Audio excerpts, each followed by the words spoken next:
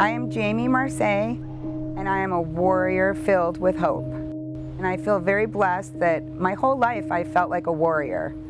And I had to find that hope piece after a cancer diagnosis. And for me, it wasn't a death sentence. It wasn't a fear sentence. I was scared in the beginning because cancer is a scary word. But once you take control of it and you use your own strength, your own ability, you can really find that it's something that's manageable. When I was 19, I had a huge challenge put forth before me, not knowing where it would take me. I was driving home from a ski trip from New Mexico, and we wound up taking a wrong turn in northern Arizona in the White Mountains area, and we wound up getting trapped in our car for 11 days. We did everything we could in the car to survive. When they found us on January 2nd, 1988, Lisa and I both had frostbite on all our extremities, hands, nose, ears, and feet. And they actually contracted an infection called gangrene. And at that time, the doctors and the therapist came in and talked to my parents about amputation. So at 19 years old, I had to sign the paperwork to agree to the amputation. It doesn't matter that my legs come off and on. If I can exude confidence and love and happiness, then the world is my oyster. And with the support again of my community and my family, I went through life. And I've never looked back. I actually started running at 24 years old, I think it was, 24 or 25. And well, little did I know I'm gonna fall down and I'm gonna get road rash on my elbows from the track. And balancing was a really hard feat to accomplish, but I loved it.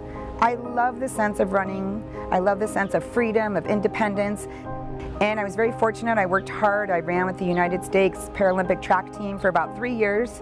And as I sit here before you today, I'm the only woman in the world ever running a half marathon and a full marathon. So somewhat of my disability class, which is a bilateral, meaning I'm missing both my legs below the knee, I have finished 6 half marathons and 2 marathons. And in October of 2016, I was diagnosed with breast cancer. And so I went through the normal breast cancer, breast surgeon, oncologist, radiation, and back at work.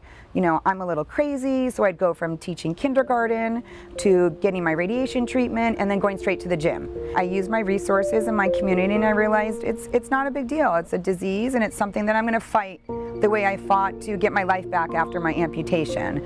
And I did what the doctor said. I did what the doctor said by getting radiation, but I also evaluated my life and my choices in regard to my emotional being, my spiritual being, and my health being. And then I went through a routine CT scan, a chest scan, and a bone scan about a year ago, and they found a spot on my back. Then I went and got a PET scan, and of course there was only one spot. I mean, it's me, I'm Superwoman. And so we went back and talked to her. She was almost shocked that it hadn't spread in other places and it was just localized on my back. And so through this cancer journey, I feel so blessed because you meet people on different paths, similar paths. And here in Arizona, there's an incredible charity called Don't Be a Chump, Check for a Lump. And you smile when you say it because it's so silly, but I think it's given women the confidence to own their body. This organization is honoring me for being a warrior with hope.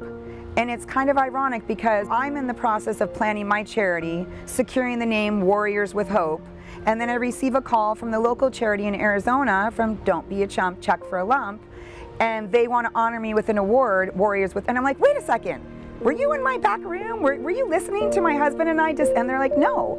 So it just shows you that there are bigger reasons in the universe why we're here. And I feel like this has been my path and I must do the best I can while I am here.